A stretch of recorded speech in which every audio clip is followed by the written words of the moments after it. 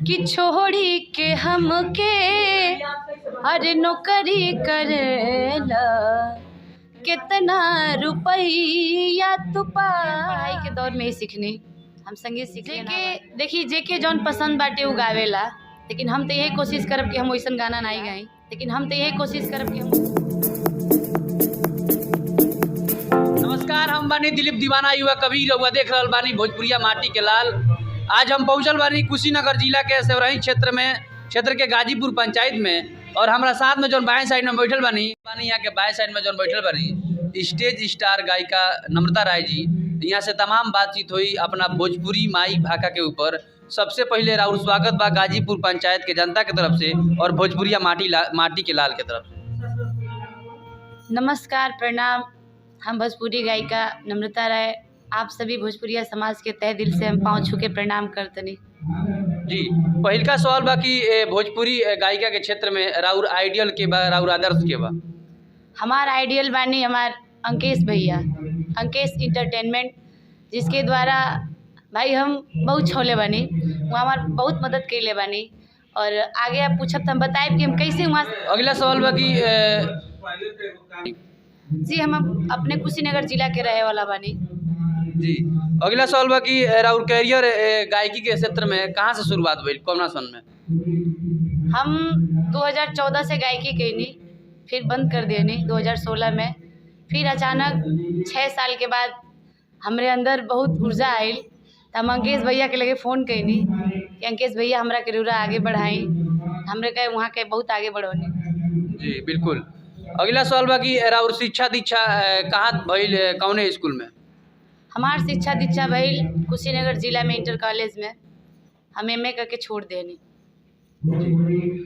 कौन कौन स्टार के संगे आप प्रोग्राम स्टेज प्रोग्राम कैले बनी?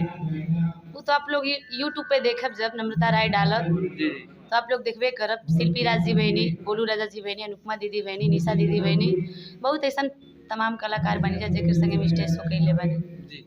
अगला सवाल बा कि राउर फेवरेट गीत कौन बा, तनी एगो गुनगुना दी हमरा श्रोता के सुना दी। जी हमार फेवरेट गाना तेके एगो बा जौन अंकेश भैया के चैनल से हिट भइल बा, सुनाई दी। कि छोड़ी के हमके अरे नौकरी करेला कितना रुपया तू पावेला, ए सैया जी ए राजा जी याद बहुत तू आवेला है, याद बहुत तू आवेला। अरे फुर्सत न मिले राजा लिखे के पतिया, हवते तू नौकरी से धैले लखटिया।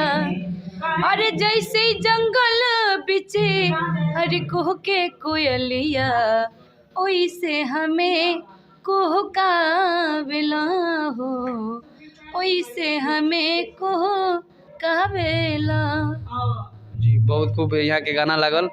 अगला सवाल बा कि रउआ भोजपुरी गायिका के क्षेत्र में रउआ सीखनी शास्त्रीय संगीत की मतलब पढ़ाई के दौर में रउआ? जी हम पढ़ाई के दौर में ही सीखनी, हम संगीत सीखले ना बानी। बाकी तो हमरे ऊपर पब्लिक के और ख़ास करके हमरे अंकेश भैया जी के, अंकेश इंटरटेनमेंट के हमरे ऊपर ज़्यादा आशीर्वाद बा, प्यार बाटे। बाकी अब श्रोता बाटे जी। अगला सवाल बा थोड़ा भोजपुरी भाषा पर, भोजपुरी माई भाषा पर कि कितना लोग सिंगर बा, गायिका सिंगर जैसे शिल्पी राज, आंद्रा सिंह, प्रियंका, जे ऐसा भद्दा भद्दा गीत गा के थोड़ा समाज के भद्दा कर रहल बा, वही पर हुआ का कहल चाहतनी? जेके देखी जेके जौन पसंद बाटे उ गावेला, लेकिन हम तो यही कोशिश करब कि हम वैसन गाना नहीं गाई। बाकी हम एल्बम में कोनो उतना इंटरेस्ट नहीं रखीला, हम स्टेज बहुत अच्छा करीला बस। जी। लास्ट सवाल बा कि हमरा चैनल के माध्यम से हमरा श्रोता के समाज के का कहल चाहतनी? हम रउरे चैनल के माध्यम से यह कहब कि यहाँ के चैनल के लाइक करी, सब्सक्राइबर करी और शेयर करी, और जितना हो सके उतना फॉलोअर्स बढ़ाएं। और हम दोबारा रोज से मिलब अपने अंकेश भैया के जब लेके आए तब। जी बिल्कुल। हमारा साथ में रहनी यहाँ के स्टेज स्टार गायिका नम्रता राय जी। यहाँ से भोजपुरी माई भाषा पर तमाम बातचीत भइल। कैमरामैन के साथ दिलीप दीवाना युवा कवि। धन्यवाद।